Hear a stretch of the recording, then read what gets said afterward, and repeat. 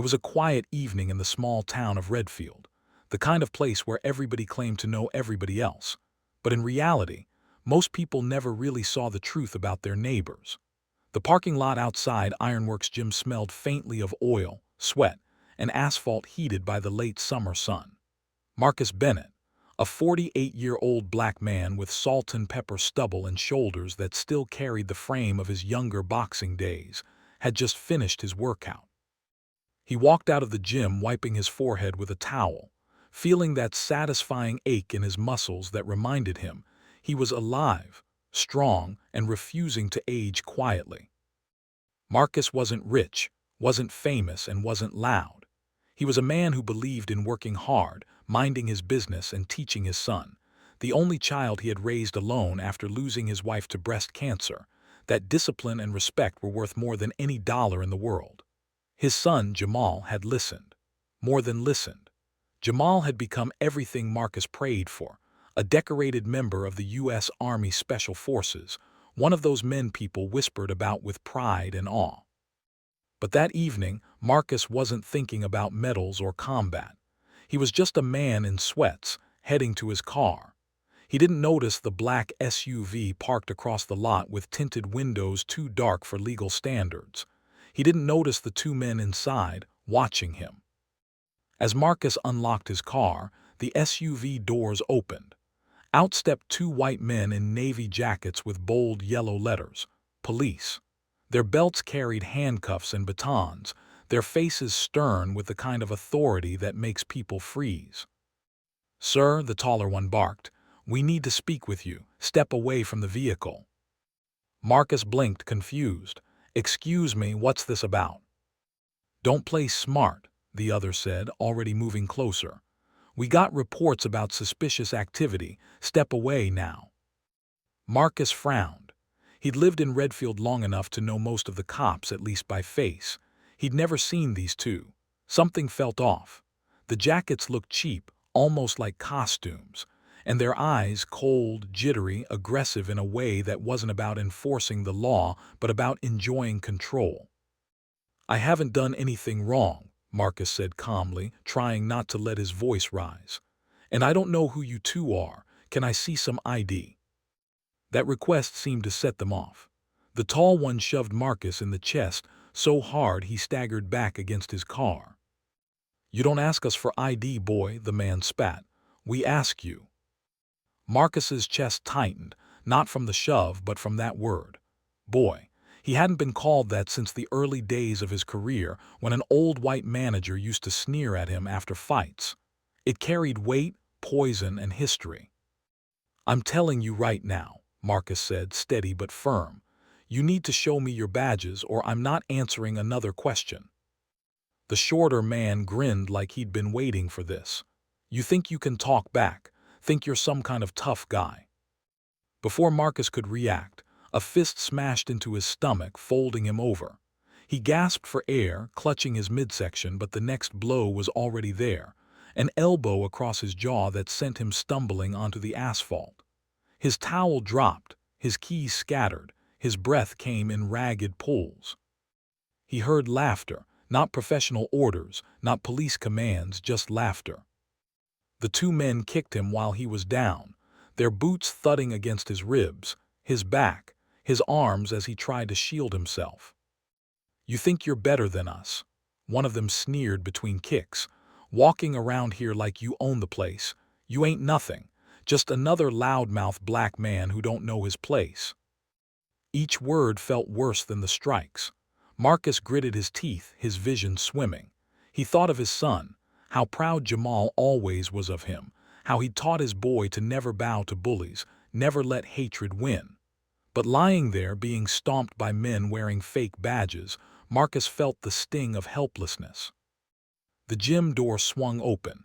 Someone shouted, "Hey, what the hell is going on out here?" A couple of younger lifters, big guys in tank tops, rushed into the lot. The fake cops froze, then cursed under their breath. One of them spat on Marcus's chest before they sprinted back to the SUV. Tires screeched as the black vehicle peeled out of the lot, vanishing into the night. The lifters knelt by Marcus, their voices urgent. "Mr. Bennett, you okay?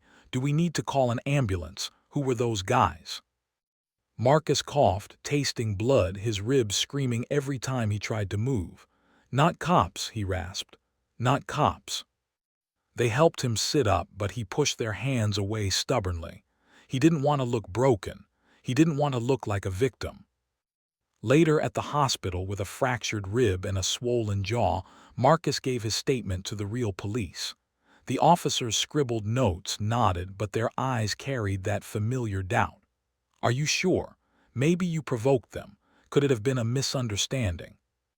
Marcus knew the drill. He'd seen this play before. Reports get filed, then disappear. Witnesses' stories get muddled, and in the end, nothing happens. But this time was different. Because when Jamal landed at the airport 2 days later, fresh from a classified mission overseas, he didn't just hear that his father had been beaten. He saw the bruises himself. He hugged his father gently, feeling the broken ribs beneath his shirt, and something inside him snapped. Jamal wasn't just a soldier. He was trained in reconnaissance, survival, and extraction. He was a man who'd spent years dismantling terror cells in foreign lands. And now he was home, looking at his father's battered face, knowing that monsters didn't only exist overseas. "Who did this, Pops?" Jamal asked, his voice low but shaking with a rage he rarely let surface. Marcus hesitated, meeting his son's burning eyes. "They called themselves cops, but they were just men who wanted me to feel small." Jamal's fists clenched. "Then they don't know who they messed with." Jamal sat in his childhood bedroom that night, unable to sleep. The familiar posters on the walls, old boxing legends his father admired, faded military recruitment ads, even a photo of him and his mom before she passed, seemed to whisper at him in the dark. Every time he closed his eyes, he saw his father coughing up blood in the hospital bed. He'd seen violence before, seen men broken and scarred in war zones. But seeing it done to his father, a man who never bowed to anyone, felt like betrayal by the world itself. The army had drilled into Jamal the discipline to remain calm, to never lose control, but rage still burned through him like gasoline waiting for a spark. The next morning he sat at the kitchen table with Marcus, who moved stiffly, every breath a reminder of the broken rib. Marcus sipped his coffee slowly, his face calm as if nothing had happened. But Jamal saw the truth behind the mask. "Pops," Jamal said finally, his voice quiet but sharp, "you're not telling me everything. Who were those men? You must have recognized something. Accent, tattoos, anything." Marcus sighed, setting his mug down. "I don't know, son.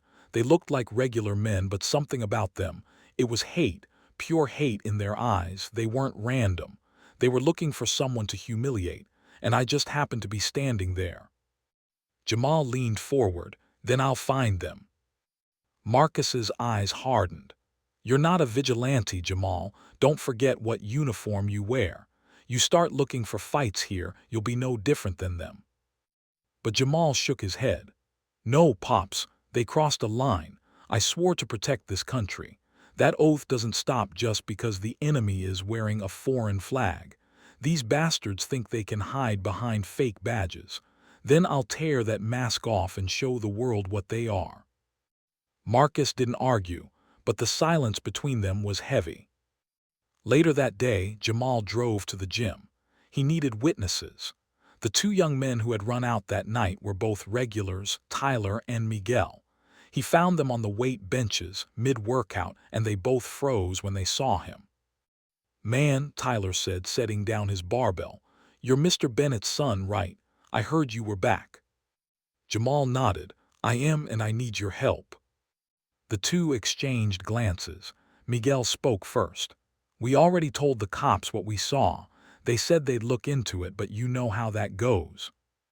Jamal's jaw tightened. "Yeah, I know, but I'm not the cops. Tell me what you remember." Slowly, the details came. The SUV was a black Chevy Suburban, with plates covered by a plastic glare shield.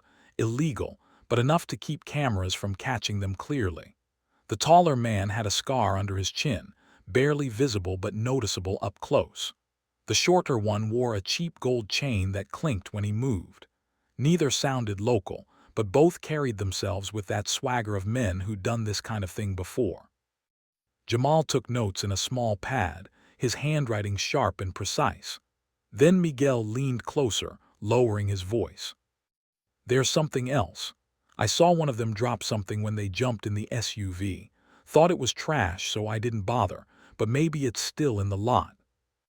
That night, Jamal returned to the gym's parking lot with a flashlight. He scanned the asphalt, the edges of the grass, the drains. And then he found it, a small laminated card, half crushed under a tire track. He picked it up, brushing away the dirt. It wasn't a police badge. It was a membership card for a local Patriot Brotherhood club, a known hangout spot on the edge of town. People called it a bar, but everyone knew it was more than that. It was where the local white nationalist group gathered, men who ranted about protecting their heritage and taking the streets back. Jamal's lips pressed into a thin line. He knew exactly what this meant. His father hadn't just been attacked, he'd been targeted. The next day, Jamal drove out to the so-called club. The building sat on a rural back road, with Confederate flags painted on old wooden boards nailed across the front porch. Pickup trucks lined the gravel lot, their bumpers plastered with hateful slogans. He parked down the road, pulling a cap low over his eyes, and watched from a distance. The front door swung open, and out stepped the scar-chinned man. Jamal recognized him instantly. The bastard laughed with two others, a cigarette dangling from his lips. Every muscle in Jamal's body screamed to walk up and end it right there, but he forced himself to breathe, to stay calm. This wasn't just about revenge. It was about exposure. He pulled out his phone and snapped photos, zooming in on faces, license plates, anything useful. Then he called someone he trusted, an old friend from the service, now working as a federal investigator. "Derek," Jamal said when the line connected, "I've got something you'll want to see. A hate group here is running around dressed like cops, assaulting people. They put my father in the hospital, and I've got proof." There was a pause, then Derek's voice came low and steady. "Send me everything. And Jamal, don't do anything stupid. These people aren't just weekend racists. Some of them have ties to militias, weapons, caches, worse. You go in there alone, you might not come out." Jamal looked at the building again, at the men lounging outside, laughing like they owned the town. His fists clenched so tight his knuckles cracked. "I hear you," Jamal said, though his tone was colder than ice. "But I'm not sitting back while they think they won." That night Jamal sat with Marcus again. He didn't tell him everything, just enough. His father studied him for a long time before speaking. "Son," Marcus said slowly, "I see that fire in your eyes. I know it well. It's the same fire I had when I was young. But fire can burn your house down if you don't control it. Promise me one thing. Whatever you do, don't become what they are." Jamal nodded, though he didn't answer. Deep inside, he knew a storm was coming. The Brotherhood thought they had found an easy victim. They had no idea they had just declared war on the son of a Special Forces soldier. The next few days in Redfield passed with a strange tension in the air. Marcus moved carefully around the house, wincing every time his rib reminded him of the attack. Neighbors stopped by with casseroles and words of sympathy, but Marcus could feel the silence underneath their kindness. Some didn't want to get involved. Others pretended not to know what everyone already whispered, that the Patriot Brotherhood had been stirring up trouble for months, and the police were too hesitant or too scared to stop them. Jamal, however, wasn't built to stand by. He spent his nights watching the Brotherhood clubhouse from a distance, jotting down comings and goings, memorizing faces. He noted patterns, trucks arriving at odd hours, crates carried inside, men patrolling with rifles like they owned private land. These weren't just drunk bigots. This was organized. On the fourth night, Jamal made his move. Dressed in dark jeans and a hoodie, he parked his car a mile away and hiked through the woods. He moved silently, a shadow among trees, the way he'd been trained in hostile zones overseas. He reached the rear of the Brotherhood's clubhouse and crouched low. Through a cracked window he could see inside. The scar-chinned man, the one who'd attacked his father, sat at a table with 4 others. Maps were spread out, alongside beer bottles and a pile of fake police gear. On the wall hung rifles, shotguns, even tactical vests. Jamal strained his ears. Their voices carried. "Next time we don't stop," Scarchin was saying. "We make an example. The cops won't touch us if we look like them.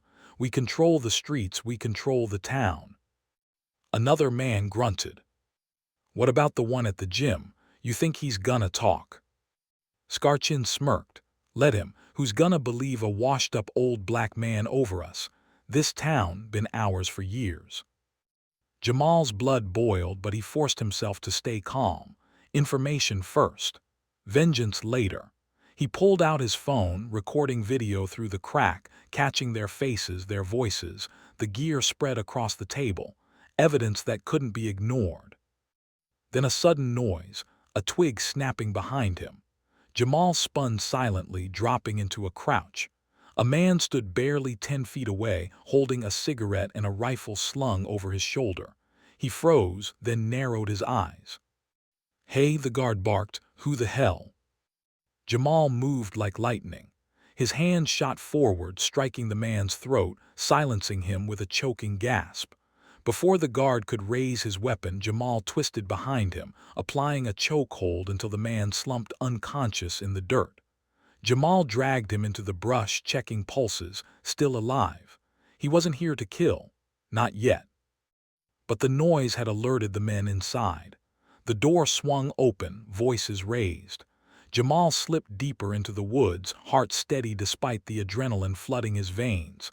He heard them shouting, "Someone's out there! Check the perimeter!" Flashlights cut through the trees. He retreated with practiced patience, circling back until he reached his car. He drove away calmly, headlights off until he hit the main road. Back home, Jamal uploaded the video and sent it to Derek with a secure message, proof attached. "These men are planning violence. They're impersonating police. Move fast before they do." Minutes later, Derek called. His voice was grim. "Jamal, this is bigger than you think. These guys aren't just a local gang. We've been tracking cells like them across the state. They're part of a network. They've got ties to militias who are planning coordinated attacks. If we push too hard without backup, it'll blow up." Jamal's jaw tightened. "My father doesn't have time for politics. These men already think they're untouchable." "I get it," Derek said. "But listen to me. You go in there alone, you'll either end up dead or start a war before we're ready. Give me 2 days. I'll bring federal eyes to Redfield." Jamal agreed out loud, but in his gut he knew 2 days might be too late. The next morning, the Brotherhood proved him right. Marcus was walking slowly to his mailbox when a truck roared past, tires screeching. Someone hurled a beer bottle at him, shattering glass across his driveway. Laughter echoed from the cab before it sped away. Marcus stood tall, refusing to bend, but Jamal saw the tremor in his father's hand when he returned inside. That evening, Jamal found a note slipped under the door. No signature, just block letters scrawled in marker. "Your son can't protect you. Next time we finish what we started." Jamal read it twice, then burned it in the sink. He didn't tell Marcus. He couldn't risk his father feeling the weight of fear. Instead, Jamal armed himself, not with rifles or bombs like the Brotherhood, but with his training. He scouted their routes, learned their shifts, marked weak spots in their security. On the 5th night, he returned to the woods, this time not to watch but to enter. He slipped inside through a back window, moving like a shadow. The clubhouse smelled of beer, sweat, and gun oil. He crept past the hall lined with flags and hate posters until he reached the storage room. He opened a crate. Inside were AR-15s, hundreds of rounds of ammunition, tactical gear enough to outfit a small army. Another crate held police uniforms, badges, and radios. They weren't just playing dress-up. They were preparing to take over the town block by block, using fear as their weapon. Suddenly a floorboard creaked. Jamal froze. A voice behind him snarled, "Well, well, what do we have here?" He turned slowly. Scarchin stood in the doorway, flanked by two others. Their grins were wide, cruel. "You don't look like you belong here," Scarchin sneered. "Wait a minute, you're the old man's kid, aren't you?" Jamal didn't flinch. His voice came low, dangerous. "Yeah, I'm his son, and you made the biggest mistake of your lives." The men laughed. One raised his fist. "Big talk for someone standing in our house." Jamal smiled coldly. "You boys really don't know what kind of house you just walked into." And then he moved. The room erupted before Scarchin even had time to blink. Jamal lunged forward with the precision of a predator, driving his shoulder into the man's chest. The impact slammed him against the doorframe, knocking the wind out of him. In the same motion, Jamal twisted, yanking the man's arm and snapping it against the frame with a sickening crack.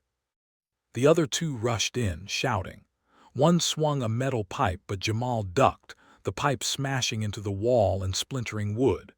Jamal drove his knee into the man's gut, then elbowed his temple, dropping him instantly. The last thug raised a pistol, his hands shaking. "Stay down or I'll—" Too late. Jamal grabbed a crate lid and flung it like a shield. The edge smacked the man's wrist, the gun clattering to the floor.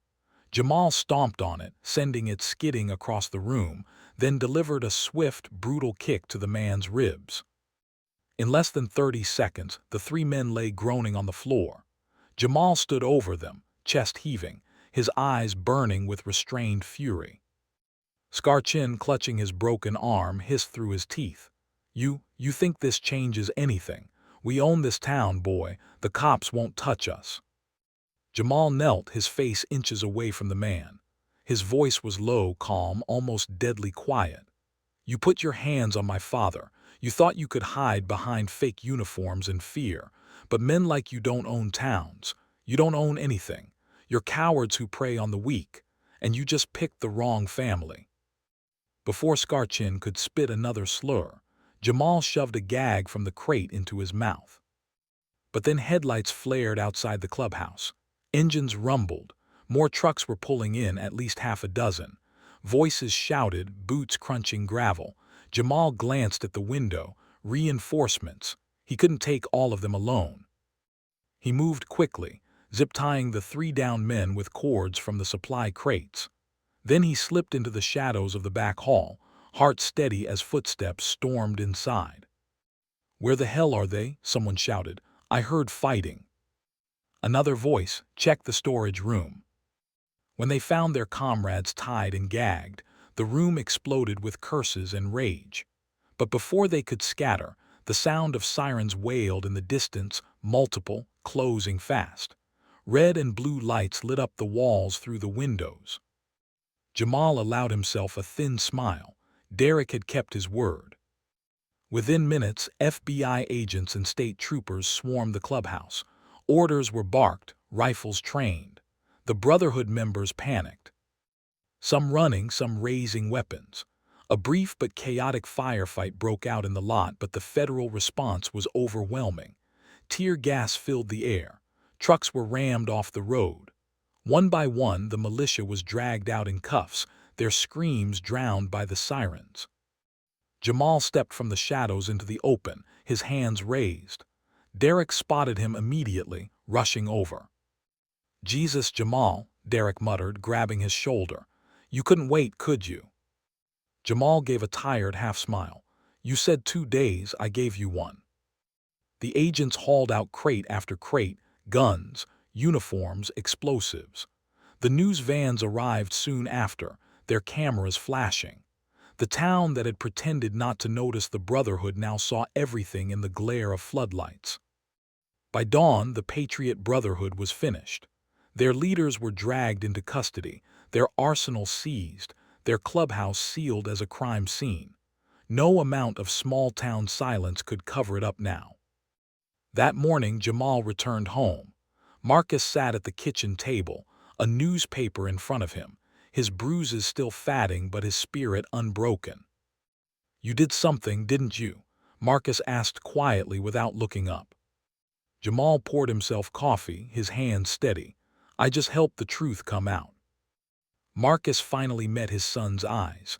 For a long moment neither spoke. Then Marcus nodded slowly. "Your mama would have been proud, not because you fought, but because you remembered what the fight was for." Jamal sat down, exhaustion finally catching up with him. "I almost lost it, Pops. I wanted to hurt them the way they hurt you." "But you didn't," Marcus said firmly. "You exposed them, that's the difference." Outside, the sun rose over Redfield, a town that would never again pretend not to see the hate festering in its own backyard. And inside the Bennett home, father and son shared a silence that wasn't heavy anymore. It was strong, unbreakable. For the first time in days, Marcus smiled. "Guess they learned the hard way not to mess with a soldier's family." Jamal's lips curled into the faintest grin. "No, Pops, they learned not to mess with you." And with that, the house felt lighter. The war wasn't over, hatred never disappeared completely, but for now they had one, together.